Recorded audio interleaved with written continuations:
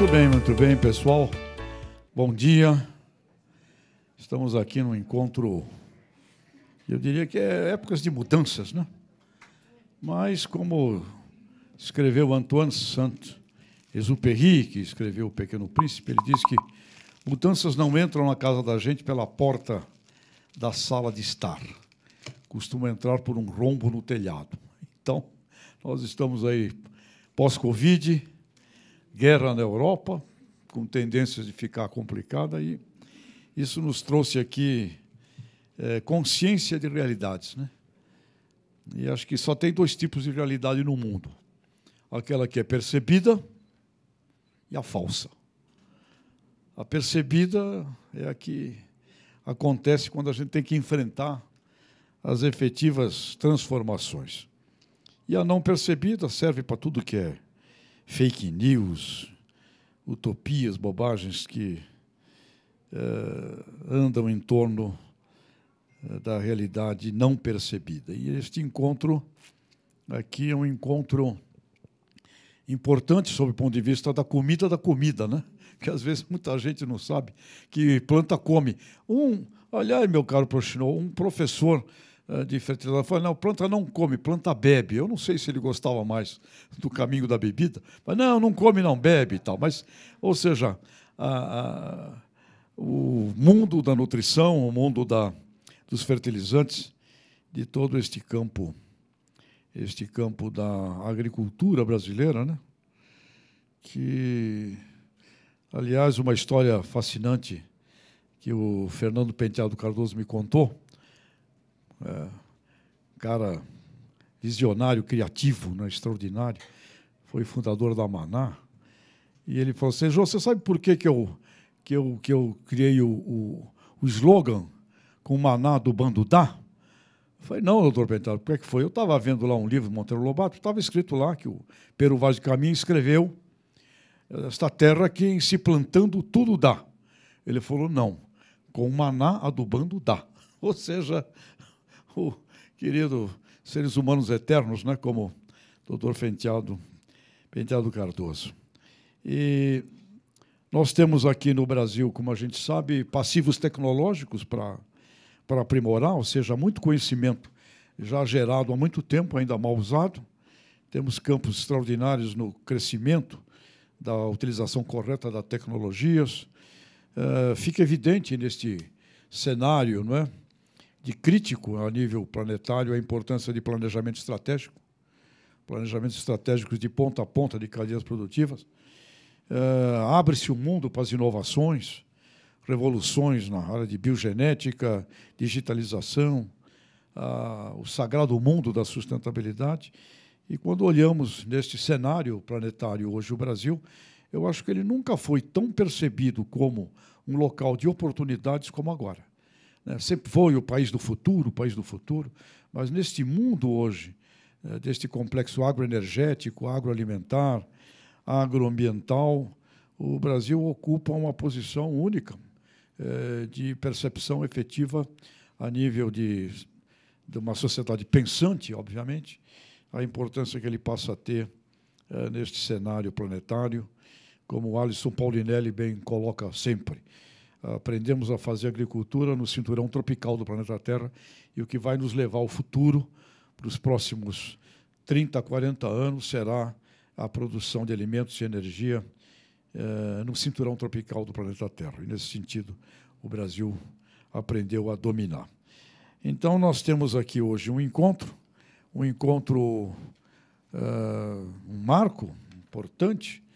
Chegamos aqui em setembro de 2022, abertura praticamente de uma produção para 2022-23, com perspectivas de crescimento da produção brasileira, e nós vamos estar aqui hoje reunidos para discutir a influência do mercado de fertilizantes na economia brasileira e na segurança alimentar, onde existem aí controvérsias com relação à fome no mundo, fome no Brasil.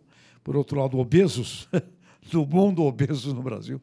Temos aí também campos importantíssimos para a gente colocar a percepção efetiva de realidades, né? E nós vamos contar aqui hoje com 3 mestres especialistas desse mundo da nutrição. O Carlos Herédia, que é consultor de fertilizantes e é membro do conselho da ANDA, Associação Nacional para a Difusão do Adubo.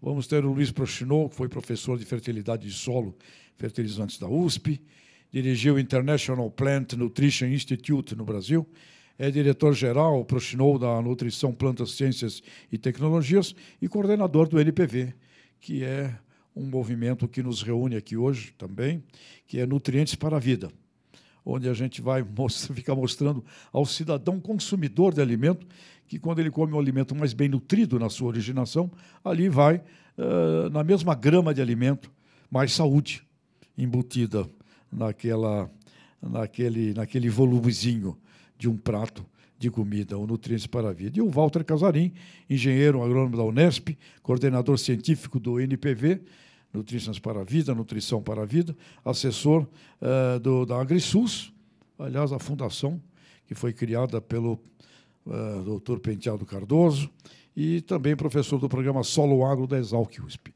Então, é aqui que vamos ter os nossos especialistas, e eu queria convidar para a abertura deste encontro o Luiz Prochinol. O Luiz Prochinol, como coordenador do Nutrientes para a Vida, e currículo aqui gigantesco, que se for ler todo, não para de ler nunca. Então, Luiz, por favor, as suas palavras aqui de abertura, e em seguida vamos ouvir os nossos convidados especialistas. Muito obrigado, Luiz. Muito obrigado, Tejon, pela apresentação. Bom dia a todos, uma satisfação enorme rever, né, depois da pandemia, né, a muitos, e conhecer, né, novos amigos, né?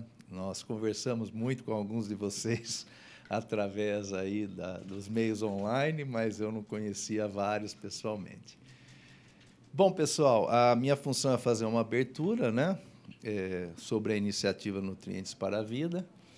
Como o Tejon disse, só para quebrar o gelo, meu nome é Luiz Inácio, e eu sempre pergunto, vocês acham que está fácil chamar Luiz Inácio nos dias atuais, independente de qualquer conotação política, não está nada fácil, né? Mas o sobrenome é Prochinol, né?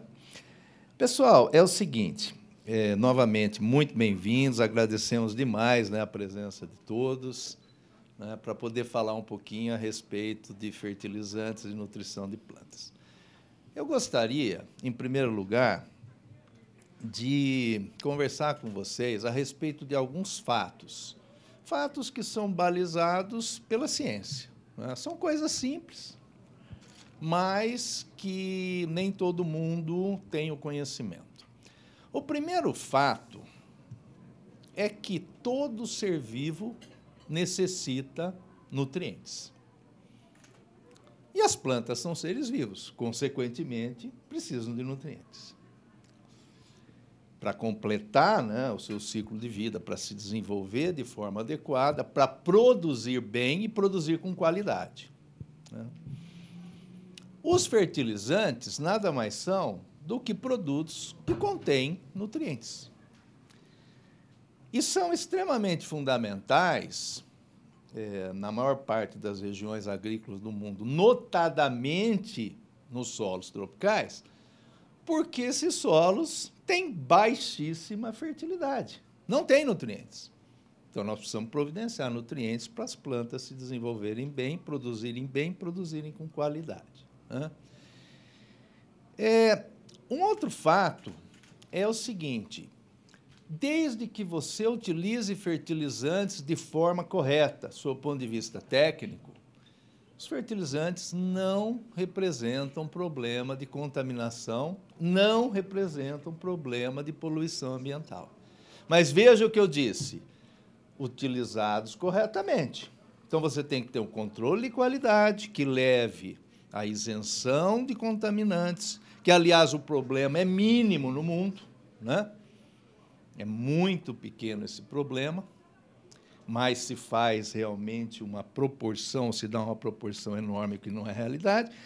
E é bem verdade que existem, sim, problemas de poluição ambiental em função de uma série de situações e também de fertilizantes. não pode utilizar exageradamente, tem que utilizar de forma adequada, né?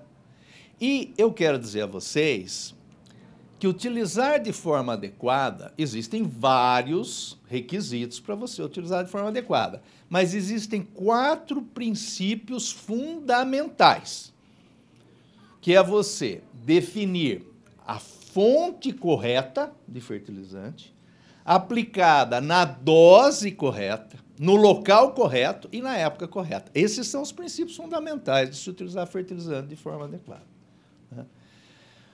Um outro fato que eu quero dizer a vocês é o seguinte: os estudos científicos, existem papers, trabalhos publicados sobre isso, indicam de que 45% a 50% da produção mundial de alimentos, de fibra, de energia renovável, se dá em função da utilização de fertilizantes.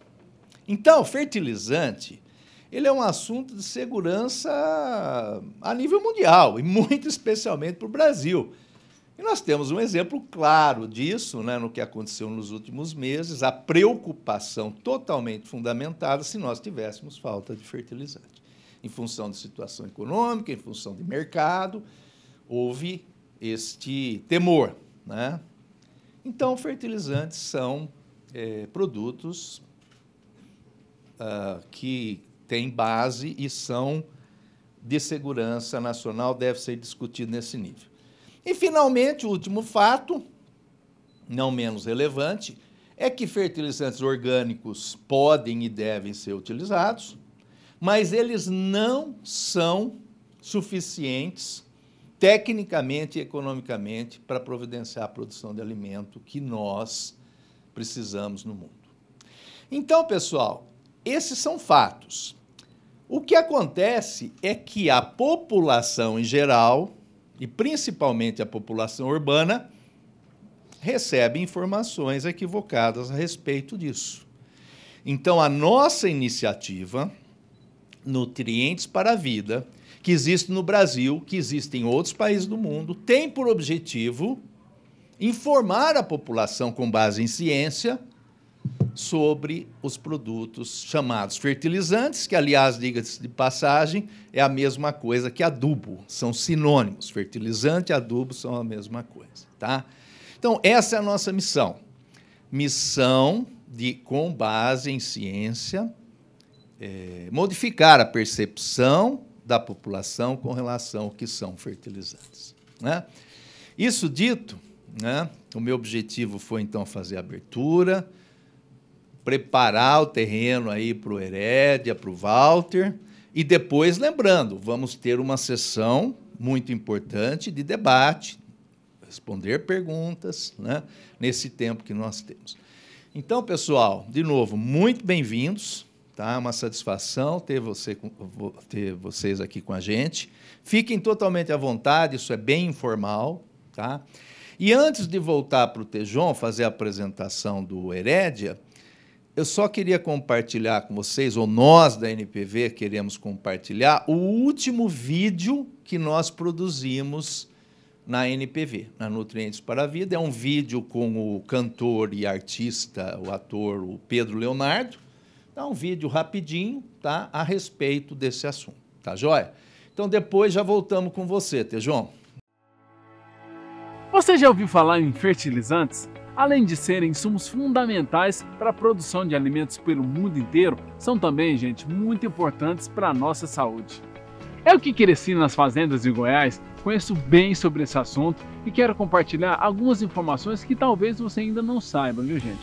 Para começar, vamos desmistificar um erro muito comum. Fertilizantes e defensivos agrícolas não são a mesma coisa, hein? Os fertilizantes são fontes de nutrientes para as plantas. Eles são utilizados para deixar o solo mais fértil e propício para o desenvolvimento saudável delas. Já os defensivos agrícolas, por sua vez, atuam para combater problemas causados por pragas e doenças nas plantas. Os fertilizantes fazem com que os alimentos como frutas, legumes, cereais e até os produtos animais tenham mais nutrientes, nos ajudando, gente, a ter uma dieta nutritiva e balanceada. Eles possuem os nutrientes essenciais para as plantas que em geral, gente, são os mesmos usados na nossa suplementação alimentar e na dos animais também. Além disso, os fertilizantes aumentam a vida útil dos produtos nas prateleiras, ajudando a manter os vegetais nutritivos e saudáveis por mais tempo, evitando o desperdício e contribuindo com a sustentabilidade do planeta. E você sabia que sem fertilizantes o mundo teria menos alimentos? Pois é, os fertilizantes são responsáveis por cerca de 50% da produção mundial de alimentos. Sem eles, a disponibilidade dos alimentos seria muito menor e teremos muito mais problemas de fome e desnutrição pelo mundo. Já parou para pensar quantos problemas surgiriam se tivéssemos menos alimentos do que temos hoje? Confie na verdade, confie na ciência. Os fertilizantes nutrem as plantas para nutrir as pessoas. Eles são nutrientes para a vida.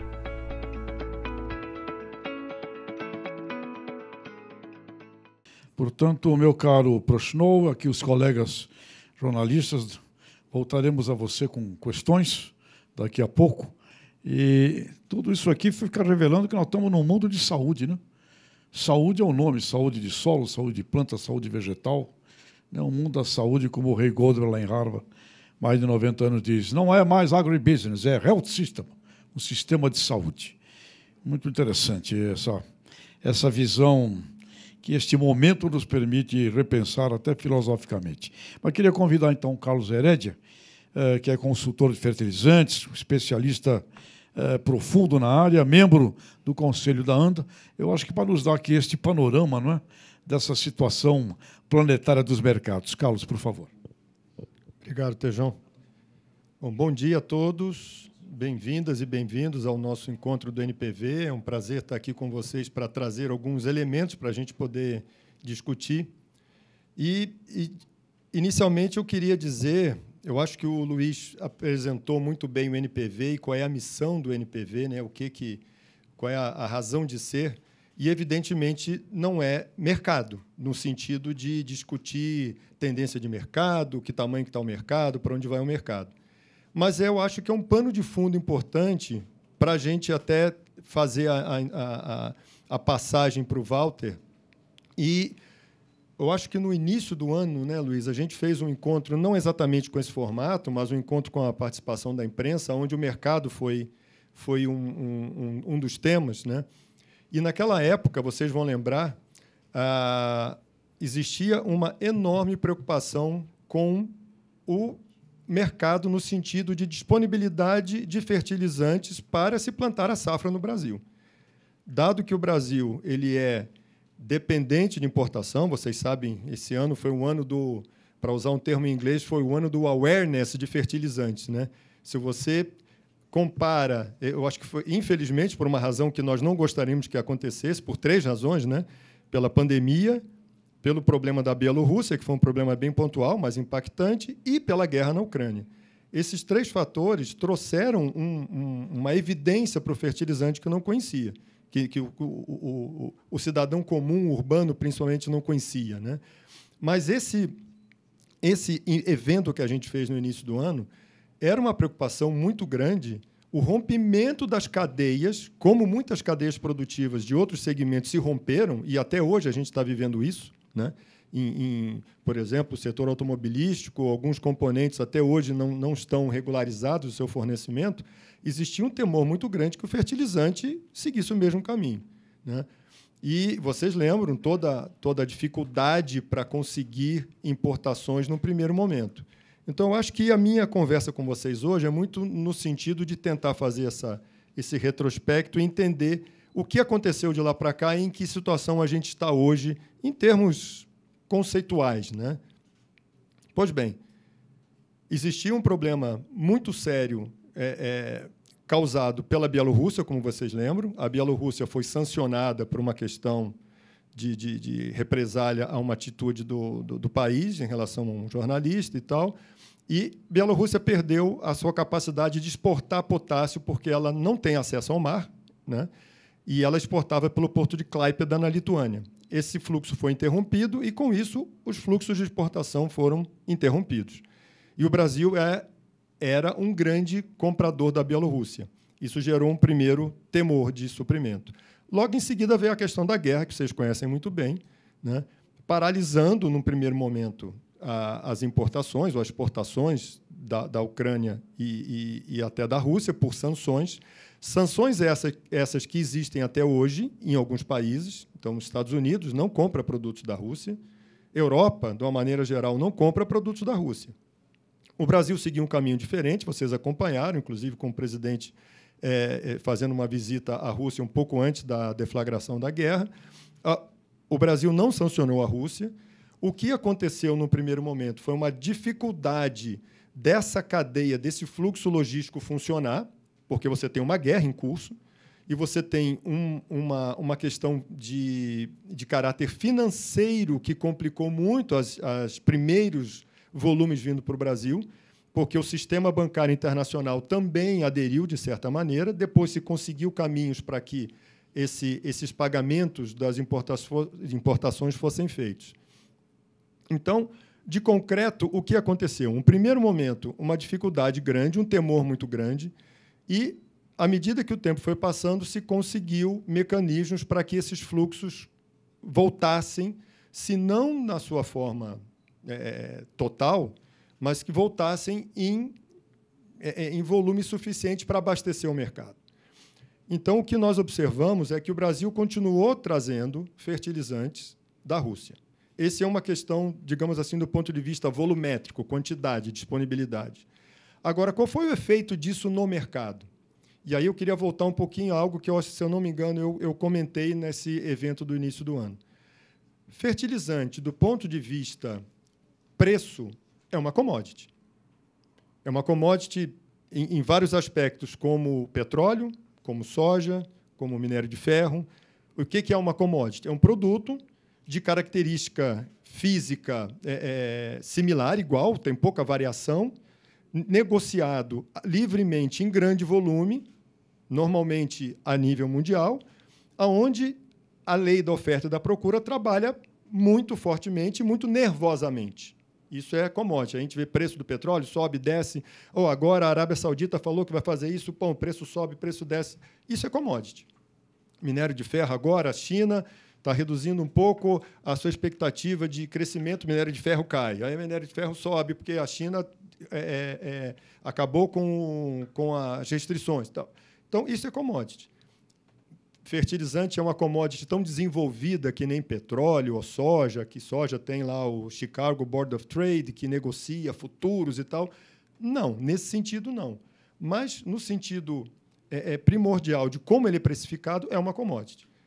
E por que eu estou explicando isso? Porque, com esse movimento todo de pandemia, problema da Bielorrússia, restrição, guerra, temor de faltar produto, o que aconteceu com o preço? O preço subiu. Como subiu o preço do gás, até hoje o preço do gás na Europa está em valores estratosféricos. Por quê? Porque é uma questão de supply and demand. A demanda está lá, é um item super necessário, não só para a indústria, mas para o consumo dos indivíduos, das pessoas, agora inverno, aquecimento das casas e tal, e o Putin está lá com a mão na válvula. Ou agora o Nord Stream está com um problema técnico, fecha a válvula. Aí o que acontece com o preço? Vai para cima. Nesse sentido, aconteceu a mesma coisa com fertilizantes. E os preços sofreram uma correção para cima muito importante, né? Alguns preços triplicaram, né? Preços que, do ponto de vista custo e frete internacional, estava $300, $400, foram para $1.000, $1.200. Ainda assim, o Brasil trazendo produtos. Existe alguma outra alternativa? Não, é commodity, né? Se a Europa quer gás, ela tem que pagar o preço do gás agora. A outra opção é não comprar gás. Se a gente quer potássio, quando o potássio bateu 1.200, ou compra 1.200 ou não compra, e não vai ter potássio. A indústria, como um todo, ela optou por eu vou abastecer o mercado. O mercado está aí, né? Aliás, a indústria nunca deixou de abastecer o mercado. Eu entrei no setor, o mercado era menor do que 15 milhões de toneladas. O mercado está indo para... O mercado bateu quase 46 no ano passado. Quer dizer, e esse crescimento todo, o setor foi sempre cumprindo a sua missão. E esse ano não foi diferente. Falou, 1.200? Não, vamos ter que trazer. Não pode faltar potássio, não pode faltar fósforo nem nitrogênio. Então, esse produto ingressou no país. O país se abasteceu, se preparou para atender a demanda, e isso está acontecendo até hoje. Algumas consequências disso, então. Preços muito mais altos, inegavelmente. Os preços já cederam, vocês estão acompanhando, esse é público, né?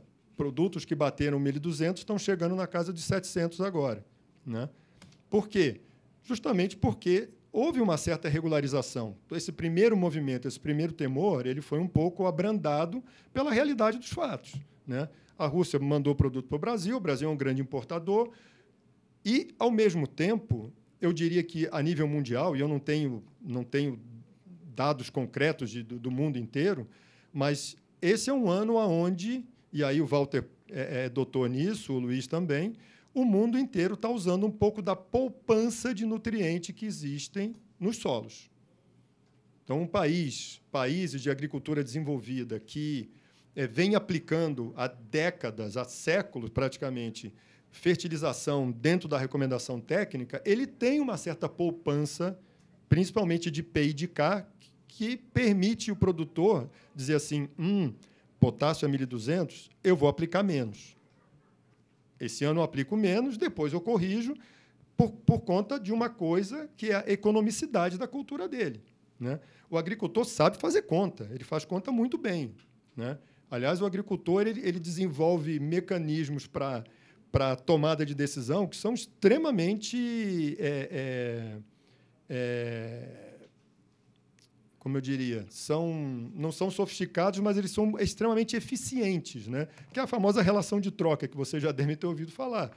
Ele transforma o custo dele, né, em uma medida do que ele produz. Então, eu produzo soja. Quanto que eu preciso de soja para comprar o fertilizante, para comprar a semente, para pagar a mão de obra, para comprar o diesel? Então, eu gastei tudo isso aqui de custo, sobrou isso tanto de soja. É uma medida maravilhosa. Isso aí, a economia funciona perfeitamente.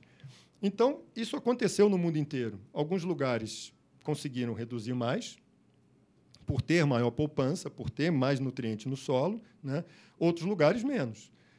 Esse fenômeno está acontecendo no Brasil também. Em que grau? A gente vai saber no final do ano, mas a gente tem as estatísticas de entrega de fertilizante até junho, divulgadas oficialmente pelo setor.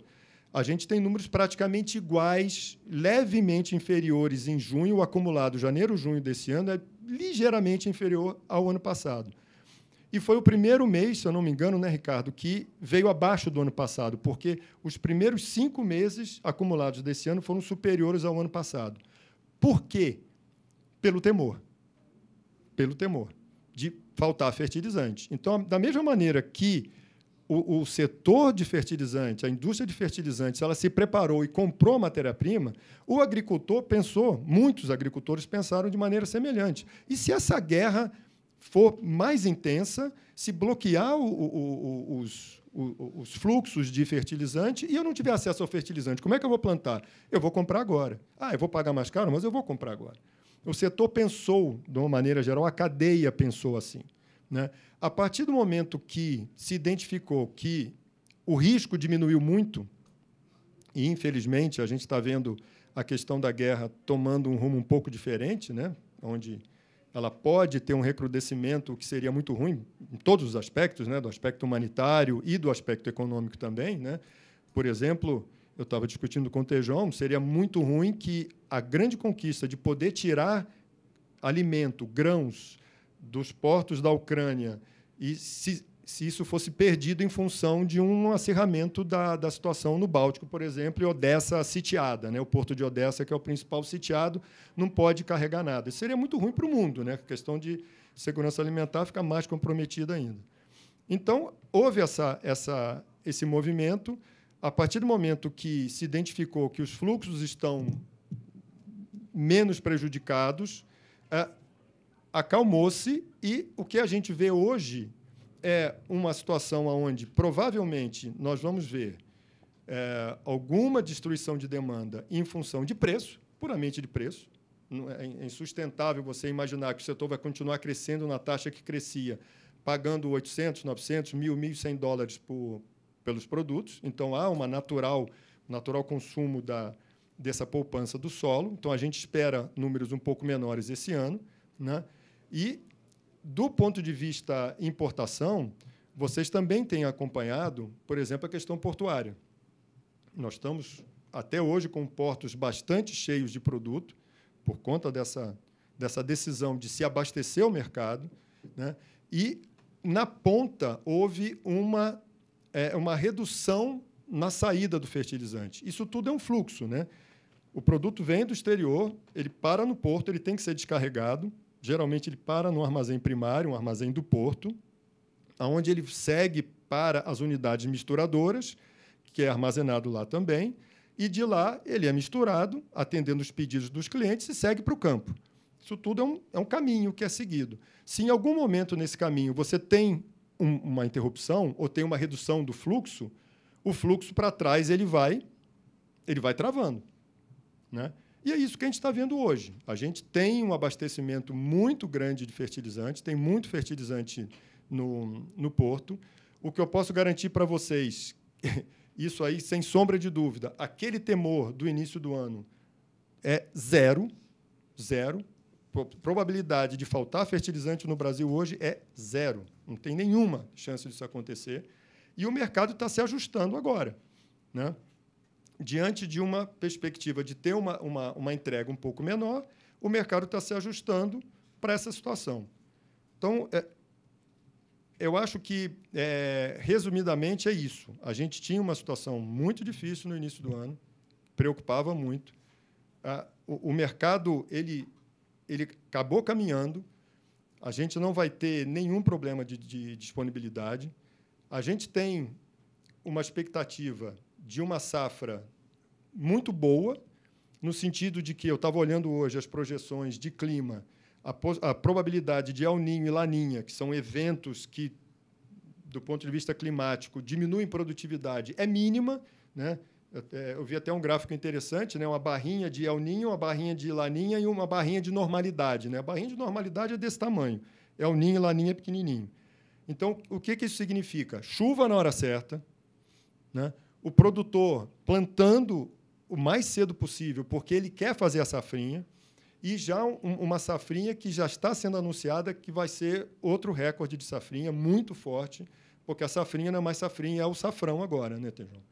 Então, o mercado vai se ajustando. Eu acho que a gente entra numa onda de normalidade, evidentemente, se a gente não tiver nenhum outro evento extremo, como o acerramento da guerra, por exemplo. Então, o setor está preparado, os preços estão naturalmente, isso é uma questão de mercado, então, a partir do momento que esse temor diminuiu, os preços estão se ajustando. Se vocês olharem a tal da relação de troca, ela volta a ficar em patamares bons, ela, evidentemente, com produtos acima de $1.000, essa relação de troca foi muito prejudicada, né? Mas, por outro lado, a gente vê também preços sadios das commodities agrícolas, uma redução do preço dos fertilizantes e um ajuste na relação de troca. Então, a vida segue, eu acho que o setor vai buscando essa normalidade e a gente vai esperar aí uma safra muito forte, sem problema de disponibilidade de fertilizante. O setor está preparado para atender e, inclusive, uma safrinha muito, muito robusta que vem por aí. Eu vou parar por aqui, porque depois a gente vai ter oportunidade de explorar um ou outro tema que seja mais interessante, tá? Obrigado. Obrigado, Herédia. Voltaremos a você aí. Eu, particularmente, vou te perguntar sobre essa relação de troca, como fica em fevereiro, março, mas aí pode a gente falar depois. Nossos colegas aqui estão preparando aí as questões e nós vamos agora para outro assunto, que é um assunto que envolve aí uma confusão também, tá certo? Que é a insegurança, a segurança, diria, segurança alimentar, né? Eu queria convidar aqui o Casarim, que viesse para a gente abordar. Casarim é engenheiro lá agrônomo pela Unesp, coordenador científico do Nutrientes para a Vida e professor atual do programa Solo Agro da Exalc USP. Por favor, Casarim, esse tema aí que preocupa a sociedade brasileira e o mundial, né, inteira. Obrigado, Tejon. Bom dia a todos, né? Eu quero agradecer muito, né, essa oportunidade. Eu acho que está difícil a gente achar boas oportunidades para a gente falar sobre fertilizantes de uma maneira mais ampla. Às vezes fica um pouco restrito ao mercado, né? Eu mesmo tive várias oportunidades. Há 2 semanas atrás, fui convidado para uma aula no Instituto Agronômico para falar de mercado, né? Roubei bastante slide dos meus amigos para poder montar essa palestra, né? Mas a gente vai ficando bastante antenado com tudo isso, né?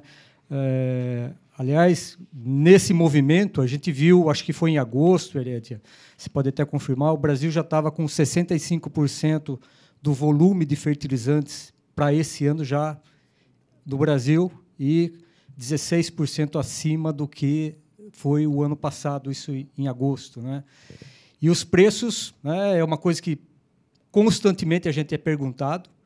Eu me lembro que eu participei de uma roda de conversa de uma empresa de fertilizantes e o produtor me perguntou, e os preços? Eu não sou economista, estou longe de ser economista, minha parte é bastante científica, mas naquele período, que foi em julho, o gás natural tinha subido por volta de $400, né? E a ureia estava ali batendo $600, né? Falei, olha, se essa notícia é verdadeira, essa ureia vai subir, tanto que ela subiu, né? Então, nós podemos estar conversando aqui agora e lá está acontecendo alguma dor de barriga na China, alguma dor de barriga na Rússia, né? E isso vai afetar preço. Então, preço é uma coisa que é difícil. Mas, enfim, não é sobre preço que eu vim falar, né? Eu vim falar um pouco sobre essa insegurança alimentar, né, que se vive no mundo. Você pode passar para mim? Ou... Aqui é o passador. Tem aí.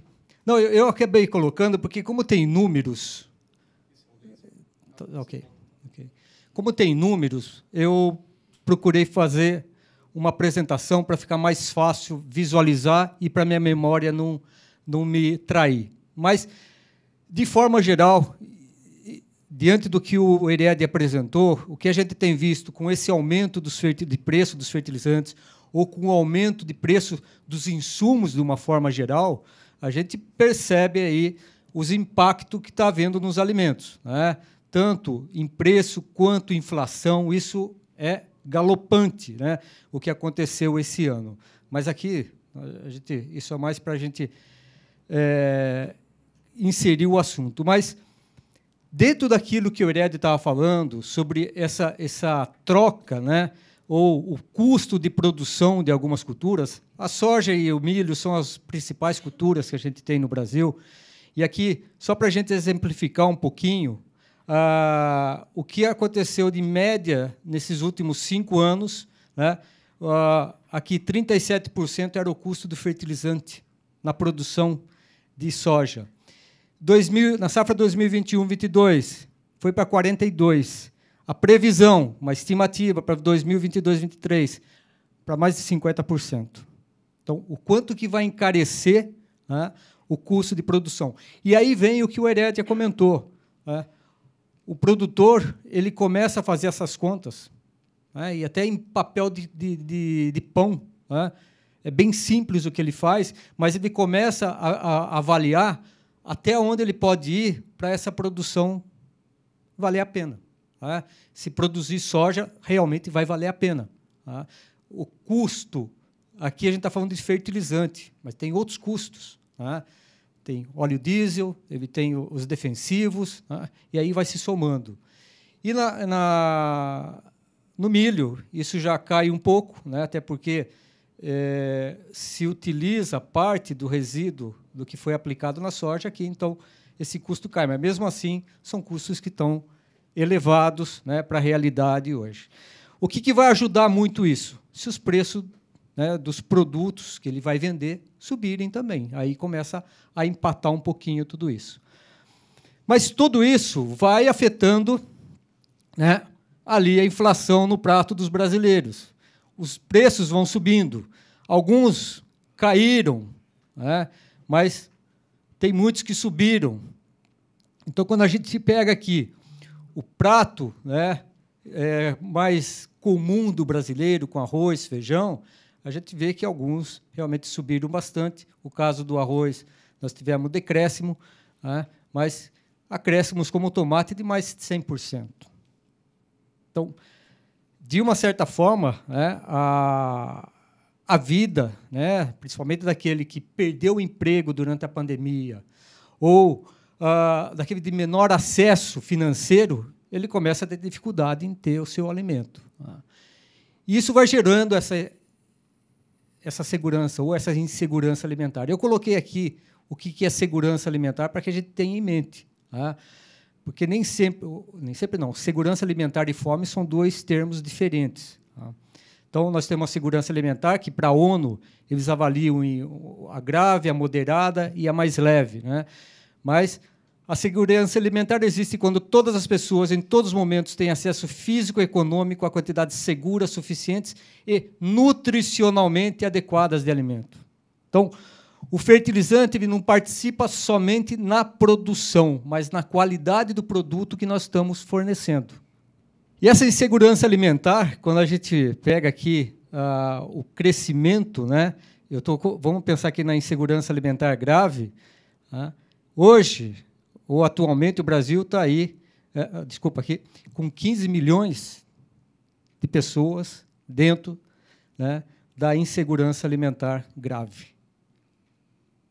É bastante. É bastante. Tem crescido. Né? E isso cresce muito em função do pós-pandemia. Nós temos que avaliar muito isso. E a ONU, a FAO, né, voltou a fazer, né, o mapa da fome, né, que eles chamam de prevalência de subalimentação, que é a fome no mundo. Né, e o Brasil, ele entra novamente. Ele ficou aí durante 3 anos fora, porque ele estava abaixo de 2,6%. Então, o Brasil agora já começa a receber cor dentro desse mapa da fome. E a fome, eu coloquei a definição aqui, pela ONU, é a privação de comida, levando a uma sensação desconfortável ou dolorosa causada pela energia insuficiente da dieta. Então, essa é a definição de fome, diferente do que nós vimos sobre segurança alimentar. Então, só para a gente ter aqui esses números, né? Então, de 2014 a 2019, o Brasil ficou fora. Ele ficou abaixo desse 2,5%, 2,6%, né, de prevalência de subalimentação. E agora começou. E, nesse último período, pós-pandemia, ele saiu de 2,6% para 4,1%. Então, elevou a fome dentro do país. E, em função disso, eu fiz aqui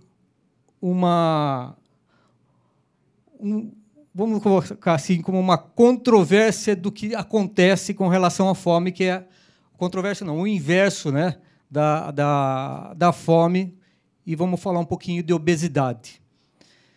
Tem várias informações, né, na literatura ou na internet, né, mostrando a porcentagem dos brasileiros que são obesos. Aqui, 27% dos brasileiros têm obesidade, né, e 60% está acima do peso. Quanto que dá 27% de 200 mil? Desculpa, 200 milhões. Essa é a população do Brasil hoje, 215 milhões. Né? É muito maior a obesidade do que a fome. Não fica um pouco controverso? Né? Mais de 1 bilhão de pessoas no mundo são obesas. São informações que a gente tem. Então, a gente começa a pensar assim, meu Deus, o que acontece? Se eu tenho tanta fome, por que existe tanta obesidade? Está faltando alimento? O Brasil alimenta 800 milhões de pessoas nesse planeta, incluindo o Brasil. Quer dizer, se a gente está alimentando lá fora, como que a gente passa fome aqui dentro? Como que a gente tem uma quantidade grande dessa sendo obeso? Onde está o erro?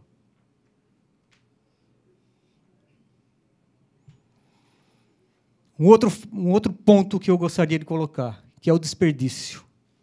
No Brasil, são desperdiçadas 41 mil toneladas de alimentos anualmente. Nós estamos entre os top 10 no desperdício.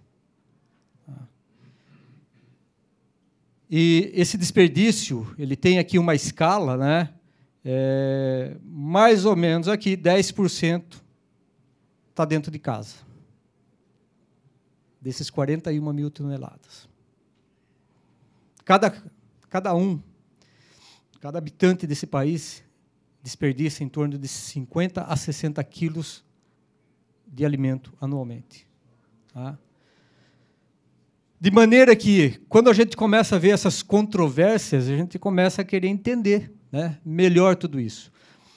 O Luiz comentou sobre as boas práticas de uso de fertilizantes. Foi um trabalho que nós fizemos durante bastante tempo, né?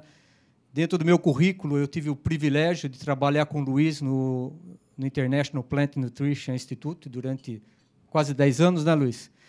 E nós tínhamos um trabalho lá bastante interessante, que era como que é a eficiência do uso de fertilizantes no Brasil, na agricultura brasileira. E nós tínhamos índices excelentes, pouco desperdício, ou seja, grande parte do nutriente que é usado na forma de fertilizante na nossa agricultura se transforma em produto agrícola. Tá? Pouco vai poluir o ambiente. De maneira que a gente pode até dizer que a nossa agricultura, e eu estava conversando isso com a Érica, né, nossa agricultura é muito sustentável. Eu considero a nossa agricultura extremamente sustentável em todos os sentidos. Quando a gente fala que nós temos 2 a 3 safras numa mesma área, significa que nós estamos tirando mais alimento do solo do que solo da floresta, né? Ou desmatando. Então, isso faz da nossa agricultura ser bastante eficiente. Herédia, eu não tenho dúvida que esse ano aqui nós vamos bater recorde de produtividade, ou de produção. Né? Nós vamos ter novo recorde na nossa safra. Isso eu não tenho dúvida, porque o tempo está mostrando.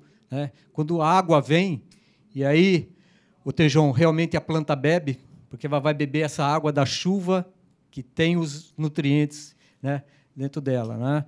É que a gente sempre disse que a boca da planta é a raiz, né, e a gente tem a ideia que está comendo, né, mas, na verdade, ela bebe. Isso deve ter sido do professor Witt quem deve ter comentado. Ele acertou. Né? Então, mas o que eu queria colocar dentro da minha fala era esses números com relação à insegurança alimentar, tá? E, da mesma forma, ter esses dados, né, que talvez façam a gente refletir um pouco. Né? Nós teríamos que ter, da mesma forma que a gente tem o uso eficiente de fertilizante, o uso eficiente de alimento em casa. Né? Comprar o que se vai comer. Né? Eu tive a oportunidade, acho que outros também aqui tiveram, de morar fora do Brasil. Primeiro, que é caro. Né? E segundo, que a gente comprava lá 3 laranjas, porque, às vezes, pelo preço é o que dava e você acabava consumindo. Né? Mas o nosso lixo é rico em nutrientes. Né? É rico em nutrientes. Bom, e diante de tudo isso, que nós vamos alimentar esses 800 milhões, o Brasil é essa potência agrícola. Né? O Brasil está sempre no pódio, com exceção aqui, algodão e suínos, que ele está em 4º lugar, mas ele está entre os primeiros em produção ou exportação. É uma grandiosidade o que se faz aqui. Mas nós dependemos de fertilizante. A agricultura brasileira só é essa potência muito em função dos fertilizantes. A produção e o uso de fertilizantes são curvas que caminham juntas. Tá? De maneira que, o momento que que o produtor começar a diminuir essa adubação, tá? Isso pode também estar afetando esses ganhos que nós estamos tendo, né, dentro das nossas culturas. Tá ok? E aqui, só para a gente exemplificar um pouco aquilo que esperam do Brasil, né, que até 2027 o maior crescimento de exportação de alimento sai daqui. E nós temos uma moeda, enquanto eles têm o fertilizante, nós temos uma moeda muito forte, que é o alimento. Então, é muito melhor comer soja, milho, né, ou qualquer outra cultura, ou carne, né, do que comer fertilizante. Eles vão querer nosso alimento. Tá? Então, nós vamos ser bastante fortes ainda nessas negociações. Tá? Durante o congresso da ANDA, nós tivemos lá uma apresentação da FAO, e ele colocou várias perspectivas, né, para 2022 e 2023. E eu destaco essa. O menor uso pode significar menor produção agrícola e qualidade dos alimentos em 2022 e 2023 e, potencialmente, problema de segurança alimentar. E isso passa pelo fertilizante. Tá? Então, basicamente é isso. Eu fico à disposição daí para a gente conversar depois. Obrigado. Muito obrigado, Rani. Excelente apresentação. E agora a gente quer ouvir aqui perguntas dos nossos colegas jornalistas, né? Bom dia a todos. Eu sou a Érica, do Valor Econômico. Primeiro, agradeço pela apresentação. É sempre importante para a gente aprender, né? A primeira pergunta eu queria fazer para o Herédia.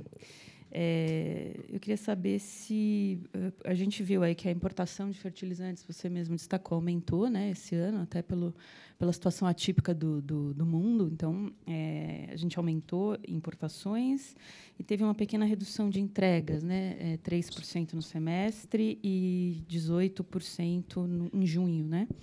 Então, eu queria saber se a indústria divulga estoque. E se pode existir algum impacto para o ganho nesse ano, né? Visto que está sendo, pelo menos até agora, a entrega caiu um pouco. Se vocês puderem comentar, se for possível comentar, a indústria importou numa época de nível de preços altos e pode ser que tenha e vai vender agora num patamar de preços mais baixos. Eu queria entender, a pergunta sobre o ganho, o impacto no ganho, tem ligação com isso. Tá. Respondo daqui ou... Bom, primeiramente, a indústria ela não compila estoque, ela não divulga estoque. Né? A indústria divulga entrega dentro de uma regra de compliance de defasagem, né? Exigido pelo CAD, inclusive. Portanto, a gente tem agora as estatísticas de entrega de junho, né? Compilamos até junho.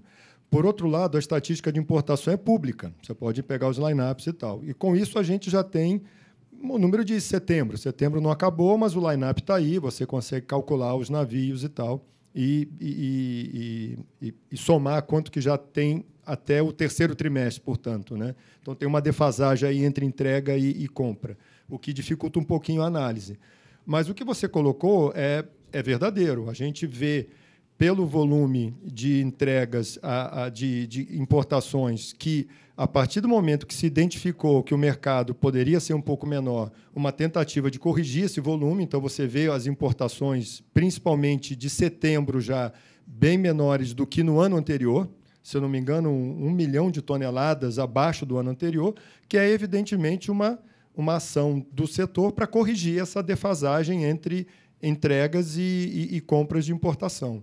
Então, e você tem razão, a tendência, né, o suprimento foi sendo feito a preços altos, que foram declinando de certa maneira, e é de se imaginar que o estoque na mão dos jogadores hoje, dos players hoje de distribuição, ele é um estoque com um preço médio que é acima do preço de reposição, porque o preço foi só caindo. Então, quão abaixo ou quão acima esse estoque médio é difícil de saber, já que a gente não divulga estoque. Isso é uma questão individual de cada empresa. Né? E você pode ter empresas que foram mais atrevidas na sua importação, ficaram com mais receio e compraram mais produto e, portanto, têm um estoque médio mais alto, e outras que ficaram com receio de uma queda e trabalharam com estoques menores e o impacto é menor. Mas esse é o impacto que vai acontecer, muito provavelmente, já que a gente não espera que os preços voltem a subir, né? Então, tem aí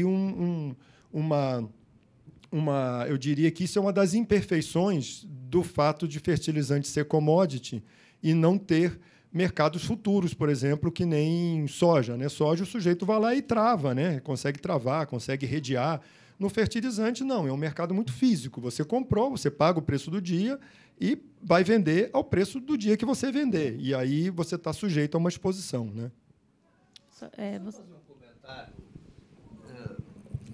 tentando trazer também a nossa visão sobre isso.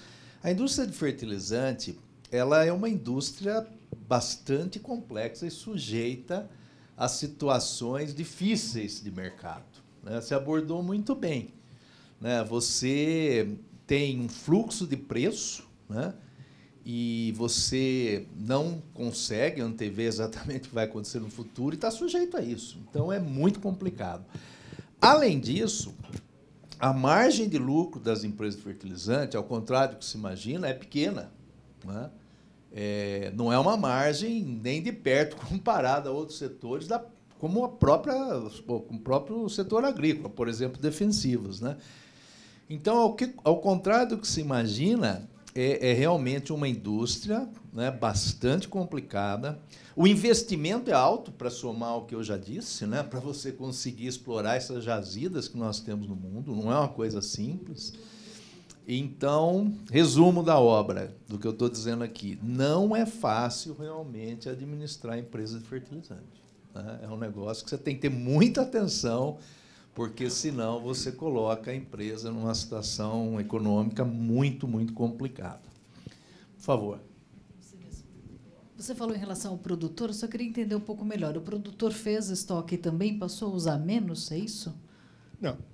O produtor, ele provavelmente vai aplicar um pouco menos em função dos preços. Isso é o que a gente ouve de quem milita no setor, consultorias que fazem esse levantamento de mercado. A gente ouve reduções, só para botar uma grandeza aqui, entre 2% e 10% de redução. Dependendo do consultor, acha que o mercado vai responder muito bem, apesar dos preços, e vai reduzir pouco. Outros acham que vai ter um impacto um pouco maior, vai ficar mais ou menos nessa faixa.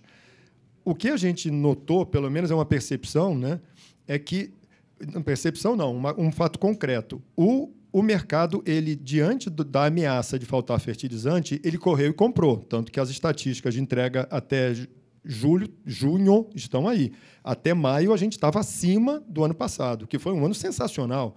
Tem que lembrar que o salto de volume no ano passado foi uma coisa espantosa. A gente saiu de 40 para quase 46, né? 41 para 46. Então, repetir o ano passado, ou até superar o ano passado, certamente foi um movimento de precaução para se antecipar uma possível falta. O que a gente nota, até olhando as entregas de junho, que já foram menores, e a percepção que a gente ouve no mercado, que julho e agosto seguiram mais ou menos a tendência, é que o racional faz todo sentido, olhando com a ótica do produtor. Ele falou assim, bom, eu vou comprar porque eu estou com medo que falte. Tem uma guerra, tem Bielorrússia, tem pandemia, não sei. O tempo foi passando. Alguns compraram, ficou com medo, comprou. O tempo foi passando e essa ameaça foi diminuindo.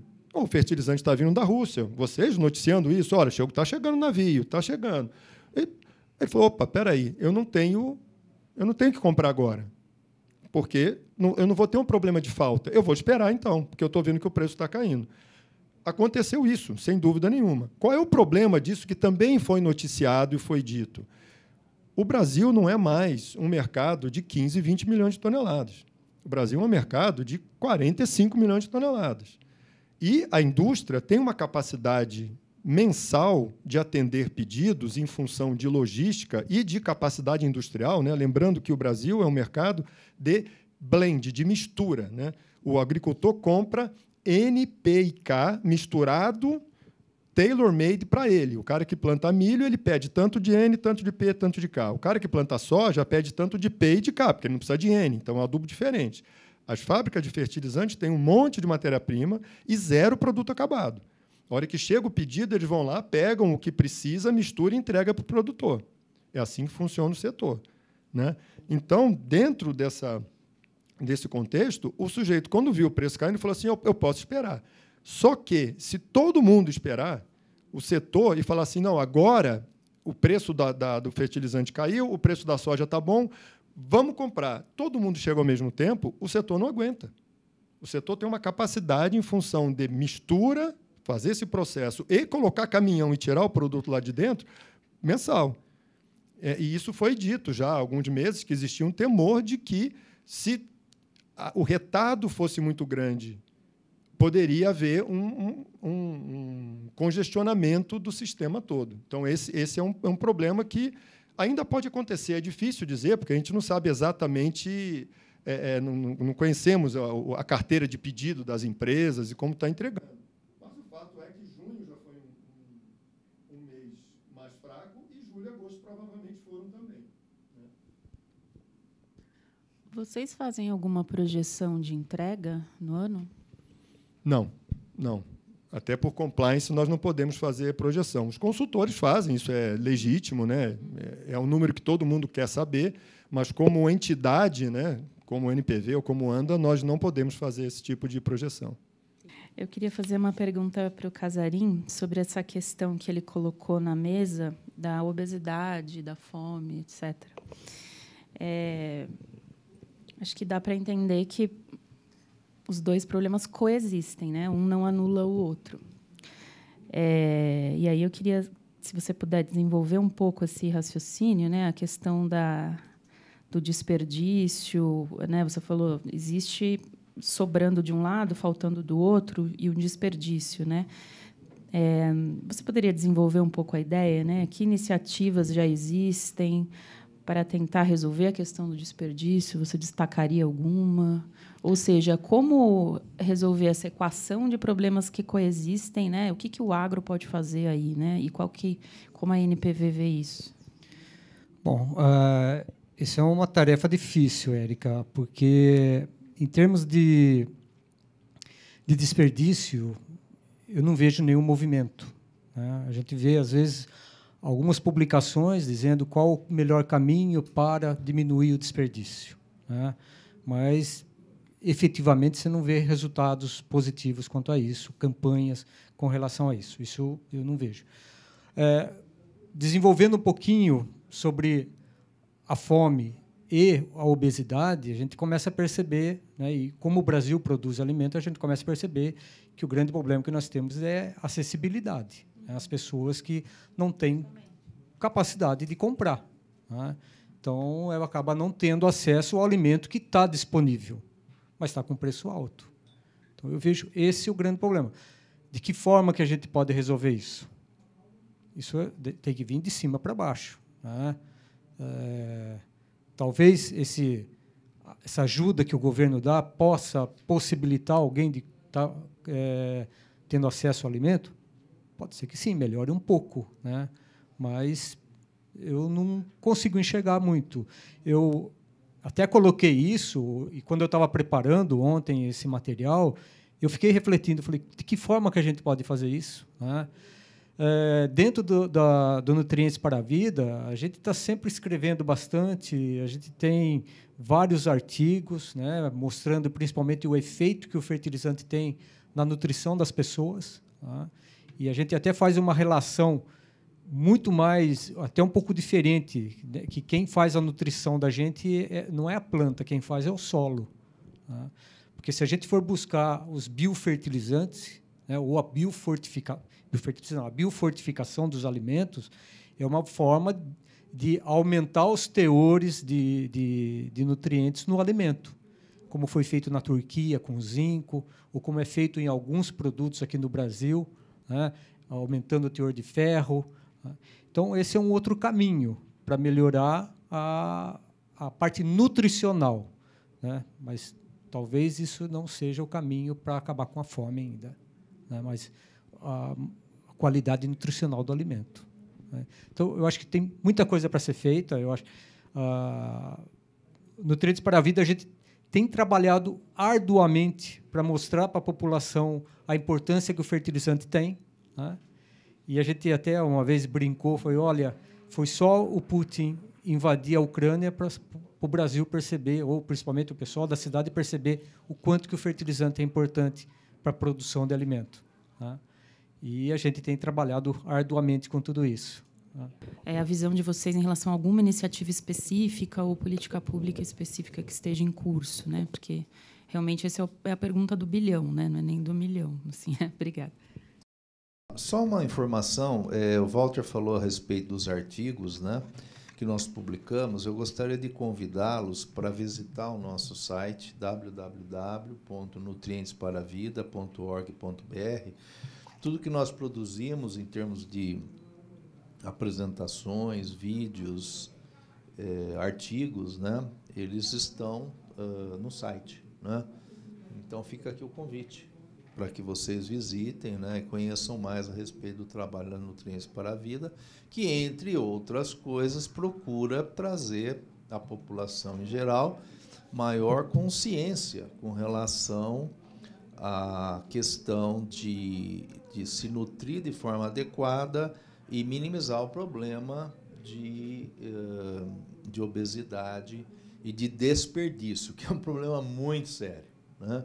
Quando nós pegamos os números a nível mundial, a gente fica muito chocado com o desbalanço, né? Um desbalanço em vários sentidos, e esse é um dos principais, né? Gente passando fome e gente realmente numa situação de uma obesidade assim alarmante a nível mundial, né? Então, de novo, convite www.nutrientesparavida.org.br. Só em relação, por exemplo, essa campanha de levar para a população, vocês pensam em fazer alguma coisa? A gente começa com educação. O SESI, Senac, eles fazem muito essa questão alimentar, de mostrar para a dona de casa, para as pessoas, como é que você pode aproveitar o alimento na integridade dele, né, com casca, esse tipo de coisa. Vocês pensam em fazer algum trabalho assim, às vezes na escola, começando com as crianças, para a gente reeducar o país nesse quesito? Posso responder? Nós temos algumas iniciativas nesse sentido. Inclusive, nós tivemos uma que foi muito interessante, que nós fizemos em uma escola para nós montarmos as hortas com os alunos, né, no sentido de que eles aprendessem, né, vários aspectos, né, da agricultura, da produção, no caso aí de vegetais e legumes, né? E conhecessem, né, e adquirissem maior consciência, né? Então, essa foi uma iniciativa muito bem sucedida que nós tivemos um pouquinho antes da crise, da pandemia, e que depois veio a pandemia, a gente teve que retroceder, mas pretendemos voltar, né? E a gente vê isso com muito bons olhos. Além disso, através das palestras, através dos artigos, né, estamos sempre alertando. Uma coisa interessante também que eu gostaria de citar, nós temos uma cartilha, né, falando a respeito de agricultura e nutrição de plantas, uma cartilha para crianças, né, que ela, ao mesmo tempo que ela brinca, ela aprende um pouco sobre tudo isso. Então, nós temos várias frentes, né, colaborando aí com tudo isso que nós estamos conversando. Olha, tem uma questão que você coloca, Luiz, que eu queria aproveitar e perguntar. Falamos do desperdício aqui dos alimentos, que é um assunto grave. Os índices que eu leio da FAO é de 30% da produção de alimento no mundo desperdiçada. Em países em desenvolvimento, pobres, grande desperdício na produção, transporte, e nos países ricos, desperdício nas casas, restaurantes, supermercados, né? No fast food. Agora, uma coisa que eu ouço sempre de vocês, mestres, doutores, desperdício tecnológico. Potencial genético da semente de milho, 12, 13 mil quilos por hectare. Média da produtividade brasileira já foi pior, agora 5, 6 mil. Okay? Ou seja, temos aí campos para progredir, potencial genético das sementes. Nos químicos, quando você vai ver a aplicação dos defensivos, os dados que a gente tem pulverizadores desregulados, pontas não adequadas. Quando a gente ouve de semente, semeadura, também semeadura mal feita. Fertilizantes, o que eu escuto, desperdício de fertilizante. Esta crise, este choque, né, que, como bem acho que Herédia colocou, precisa ter aí uma guerra para a gente acordar. Nós vamos ter revoluções velozes com relação ao desperdício, antidesperdício, falando aí mais do campo das tecnologias existentes. A pergunta para vocês três aí. O que vocês acham? Vamos fazer ganhos velozes nisso? Começa, então, você, Casarim, por favor. Posso ir na frente? Senão ninguém me enxerga aqui atrás. Olha, Tejon, uma boa pergunta essa. Eu vou começar pelo seguinte. O que a gente peca muito ainda? Análise de solo. Para saber exatamente o quanto a planta precisa. Nós vamos no médico para saber, né, Will, se está tudo bem com a saúde. Né? Por que o Will está fininho assim? Porque ele foi no médico, né, viu que tinha colesterol, tinha diabetes e tal, e o médico acertou. Como que nós, agrônomos, vamos acertar a produção de uma planta se a gente não sabe o que tem no solo? Nós vamos ficar colocando adubo, por isso que a eficiência cai. Né? Nós vamos ficar colocando adubo a olho, né? Porque o adubo no milho é o 4,14,8, 300 quilos. É isso que a planta precisa? Não precisamos fazer análise de solo. Um segundo ponto que nós pecamos muito, calcário. Muitas vezes, calcareando o solo, a gente vai conseguir fazer com que aquele aproveitamento do nutriente aumente. É a mesma coisa se alguém chegar aqui com azia, for ali e ver, oi, que coisa deliciosa, mas está com azia, com acidez no estômago, não vai comer.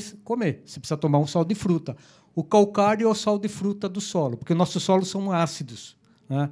São ácidos, ele precisa de calcário.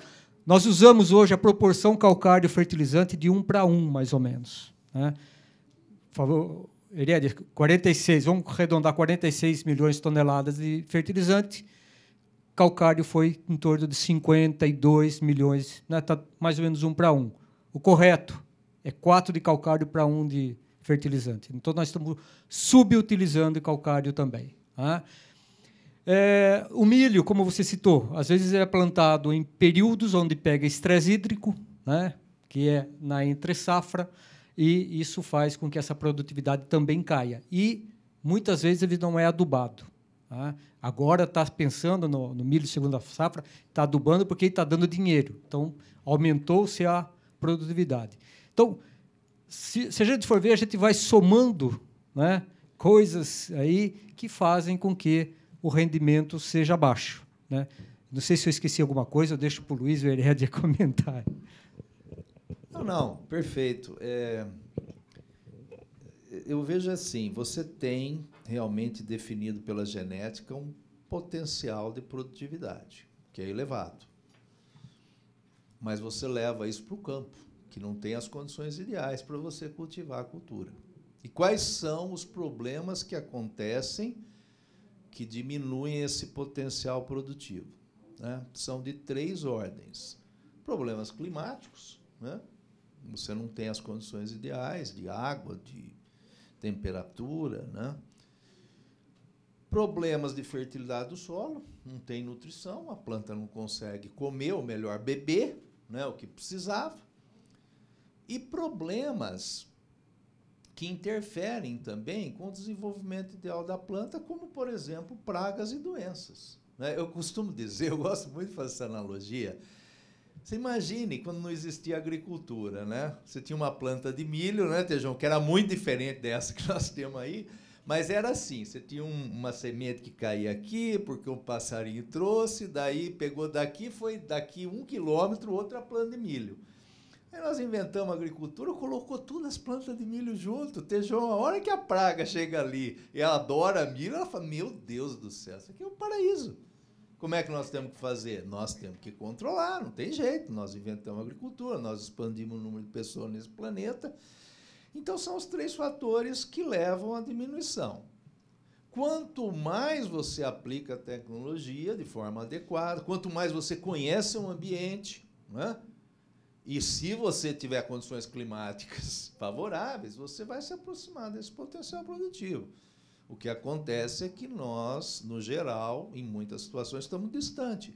Mas já progredimos bastante no Brasil. Eu tenho projeto na África, se a gente vai lá, dá vontade de chorar. A produtividade de milho de agricultores com baixa condição técnica, 800, 900, 1 tonelada de milho por hectare, né? Então, melhorou muito no Brasil, mas tem um potencial muito grande, e isso vem através de conscientização, contratação de consultoria adequada para elevar esse potencial de produtividade. Tudo isso feito, só para encerrar, ainda assim nós temos risco de insegurança alimentar nos próximos anos, nas próximas décadas. Tudo isso feito. Vão ter que vir novas formas de tecnologia, novas variedades, novas máquinas, novos fertilizantes para nós darmos conta de produzir o que nós temos que produzir para uma população que vai chegar aí, como vocês sabem, em torno de 10 bilhões de pessoas. É interessantíssimo quando olhamos o potencial, a oportunidade ela é estupidamente maior do que o problema. Estava vendo aqui uns dados no Brasil, aliás, Roberto Rodrigues disse isso outro dia, o Alisson Paulinelli também. Temos 4 milhões de pequenas propriedades, expressão que o Alisson usou, agricultores famintos, vivendo com menos da metade de um salário mínimo. Ou seja, temos, então, simplesmente 4 milhões de oportunidades extraordinárias de crescimento. E quando a gente olha o mundo, né, são cerca de quase 600 milhões de produtores rurais no planeta Terra, 300 milhões também, nessa mesma condição que o Alisson abordou aqui para o Brasil. Então, essa coisa de alimento, eu fico vendo, né, se você incluir na produção 300 milhões de agricultores no planeta Terra, que hoje estão fora do mercado, fora da ciência, é simplesmente gigantesco.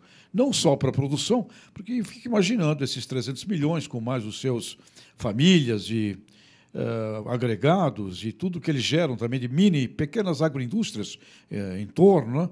O que significa isso de impacto na contribuição para essa coisa da fome planetária, né?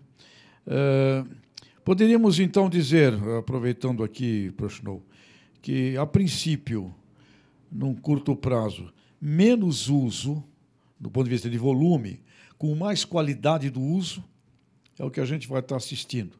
Mas, numa perspectiva de longo prazo, nós vamos estar vendo, necessariamente, né, inclusão de muita gente que está fora tanto do mercado da produção quanto do consumo. Não tem dinheiro para comprar, não chega lá, a distribuição não chega. E, muitas vezes, quando tem os programas de auxílio, de doação de alimento, até eles também não chegam, porque acabam sendo mal trabalhados em função de péssimas lideranças locais, etc. Mas vamos assistir, neste momento, uma consciência melhor de uso, então? Muito provavelmente, Luiz, como é que você vê assim? Em velocidade, né? Não mais 10 anos, 20 anos. 2022, você acha que está na cabeça do pessoal do campo? Nós vamos usar melhor os insumos. Isso seria uma realidade? Eu acho que, de uma forma geral, está melhorando, mas falar em melhorar a consciência das pessoas é uma coisa extremamente complexa, né? Porque depende de inúmeros fatores, depende do processo educacional. Então, nós vamos ter que observar o que vai acontecer, mas é por isso que nós torcemos, né? Mais educação, mais informação, e aí, consequentemente, elevar o nível de consciência das pessoas em vários aspectos. A questão de fome passa muito pela pobreza, né? Aliás, a relação é clara. Se você pegar os índices, né, de fome versus pobreza, a relação é espetacular, infelizmente. Então, nós temos que resolver o problema da pobreza, de uma forma ou de outra, não só no Brasil, como no mundo, né? Isso dito, eu se possível, né, eu estou mais para responder do que para perguntar, mas eu gostaria de perguntar uma coisa para o Herédiger, que é a questão de a economia brasileira, principalmente com relação à inflação e o impacto que o fertilizante teve nisso. Porque nós observamos, né, um aumento de inflação, né, que foi realmente bastante elevado, inclusive nos produtos agrícolas, ou muito especialmente, o Walter mostrou alguns dados, e meio paralelo a isso, o aumento no preço do fertilizante. Agora o preço do fertilizante está caindo, né? Quer dizer, qual é essa relação e até que ponto o que nós podemos esperar aí para o futuro próximo? Bom, eu não vi nenhum trabalho específico sobre isso, mas eu acho que, conceitualmente, a gente está dentro de uma cadeia de commodity, aonde cada commodity tem os seus fatores que determinam preço, principalmente o fator oferta e demanda.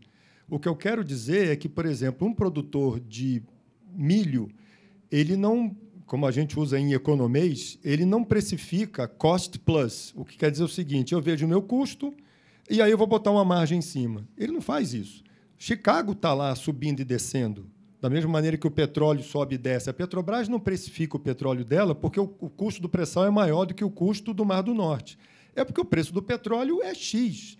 Ela vai ganhar mais ou menos em função disso. O que eu quero dizer é que eu acho, não fiz conta, mas eu acho que a minha percepção é de que essas cadeias elas trabalham mais ou menos independentes, porque cada uma tem o seu racional, a sua dinâmica de mercado. O fertilizante é uma commodity. Eu tenho menos fertilizante ofertado, que foi o caso desse ano, o preço subiu muito, e uma das características de commodity é que ela responde muito nervosamente a qualquer variação na oferta e na demanda, é diferente de outros produtos, né? Então ela responde muito forte, é o que aconteceu. Então por isso automaticamente o milho sobe. Não, o milho tem a dinâmica de supply e demand dele também. Se eu tenho menos milho porque a Ucrânia não está exportando, o preço do milho também subiu, por uma razão, inclusive, igual à do fertilizante. Então, o preço do arroz caiu, mas o preço a gente viu ali, né? E a gente sabe que a situação do risicultor lá no Rio Grande do Sul está bem complicada. Por quê? Porque a oferta e demanda de arroz implicou que o preço fosse para baixo. O custo de produção dele foi para cima. Não adianta ele dizer, poxa, meu custo subiu, eu preciso subir o preço. Ele gostaria muito de subir o preço, ele deveria subir o preço, mas o mercado falou, tem tanto arroz aqui e tal, o preço é esse. Então, eu acho que não existe uma relação direta com aqueles índices que o Casarim mostrou lá, subiu tanto o tomate, subiu isso, baixou aquilo, porque o fertilizante subiu. É claro que o mercado vai tentar minimizar o seu prejuízo e praticar o melhor preço possível para cobrir seus custos e ganhar dinheiro. Mas eu acho que a relação aqui ela é um pouco perversa nesse sentido, que é commodity e cada um opera dentro do seu campo de fatores que afetam o preço. Então, a relação Então, o que a gente vê na ponta, que é o que a gente paga quando vai no mercado, ela tem uma relação relativamente baixa com a evolução do preço do fertilizante. Você pode até achar uma correlação, porque os fatores foram os mesmos, como eu já citei. O preço do milho subiu porque tem a guerra na Ucrânia. O preço do potássio subiu porque tem guerra na Ucrânia. Então, os dois subiram. Tem uma correlação forte. Eu acho que não tem. É porque, nesse caso, os fatores foram iguais. Mas, por exemplo, o preço do milho poderia ter subido por conta de uma guerra e o preço do potássio ter subido porque uma mina foi inundada. Potássio tem isso, né? São as minas gigantescas, de vez em quando inunda uma e a disponibilidade mundial cai 5%, porque uma mina parou de produzir. Aí o preço subiu. Não tem relação nenhuma uma com a outra. Entendeu? Legal, obrigado. Aliás, me corrijam se eu estiver enganado, mas Norman Borlaug, que foi o agrônomo Nobel da Paz, me parece que o principal item das propostas dele era crescimento de alimento a partir de fertilização, se eu não estou enganado. Não é? Foi isso mesmo, né? Os mestres concordam. Portanto, acho que a tua questão, Prochnow, ela deveria ser aprofundada num estudo, porque a tua pergunta é muito pertinente e interessante. Norman Borlaug disse isso lá, não é? Lá no passado, e ganhou o Nobel da Paz. Aliás, agora, eu acho que dia 7 de outubro vai ser decidido o outro Nobel da Paz, e está lá o Alisson, candidato com muito mérito. Por favor. Uma questão que eu teria, perante todo esse cenário, se desenvolveu, então, o assunto de planejamento estratégico e trabalhos para diminuir a dependência brasileira de chegar a bebida das plantas chegar pelo meu Porto de Santos lá, né, que eu sou santista. E aliás, você me falou Herédia, que quando eu olho um navio daquele parado lá, na Barra, ele está custando $30 mil por dia, de demurrage, que é uma palavra bonita, para dizer, demora. $30 mil ou $35 mil fica ali, por dia, esperando. Quer dizer, então, aquela cena não é uma cena agradável de marinheiros tomando sol, né? É uma coisa mais complicada. Mas acho que a questão que teria aqui para todos vocês, aliás, o assunto é velho, né? Planejamento estratégico, diminuir dependência, etc. É um assunto já de veteranos. Talvez ouvir a visão de vocês, vamos caminhar efetivamente para isso. Aí a guerra trouxe a crise que revela essa importância. Como é que vocês veem isso no sentido desse universo de fertilizantes, que sem ele, né, a gente sabe, como o Borlaug falou lá no passado, sem nutrição do solo e da planta, a gente no Brasil não consegue fazer o que fez. O que acham? Por favor. Bom, eu comentei logo no início da minha apresentação que fertilizante ganhou um awareness, né, uma consciência aqui no Brasil que não tinha, por uma razão infeliz, mas é a verdade. E eu não estou dizendo que é por essa razão, mas antes disso mesmo, o governo lançou o Plano Nacional de Fertilizantes. Isso é oficial, está lançado, já está andando, e o objetivo é exatamente esse, reduzir a dependência da importação. A gente está importando hoje quase 90% de todo o fertilizante que consome. Eu falei isso já mais de uma vez, a gente bateu na trave umas 2 ou 3 vezes de ter um grande problema de escassez de fertilizante no Brasil. Um foi agora, com a guerra, se esse negócio caminha de uma maneira muito mais trágica, a gente poderia ter falta. A gente teve outros eventos, a pandemia foi um deles. Se a pandemia tivesse sido de uma maneira um pouco diferente, a gente poderia ter uma paralisação de portos e muito mais ampla e não chegar a fertilizante. Então, acho que essa consciência de que a gente precisa reduzir a dependência internacional, ela caminhou muito forte, o governo abraçou essa causa e lançou o Plano Nacional de Fertilizantes. É um plano estruturado, ele está em implementação agora. A primeira etapa dele de diagnóstico foi muito bem feita com a colaboração nossa do setor, a ANDA colaborou, todas as entidades que militam no setor colaboraram para ajudar a fazer esse diagnóstico.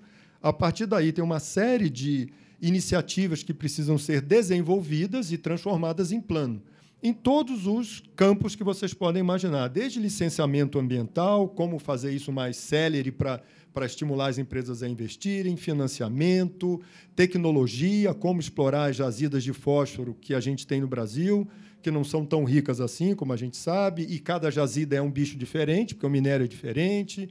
Quer dizer, uma série de iniciativas que precisam ganhar corpo agora, né? Então, isso foi criado, esse grupo, o setor faz parte, como da iniciativa privada, faz parte e contribui para esse plano. Eu acho que esse é o grande caminho que a gente tem. Quem vai fazer isso acontecer, dentro do que a gente imagina, é a iniciativa privada, que precisa se sentir motivada a fazer. Evidentemente, tem que ter expectativa de ganho para poder fazer um investimento.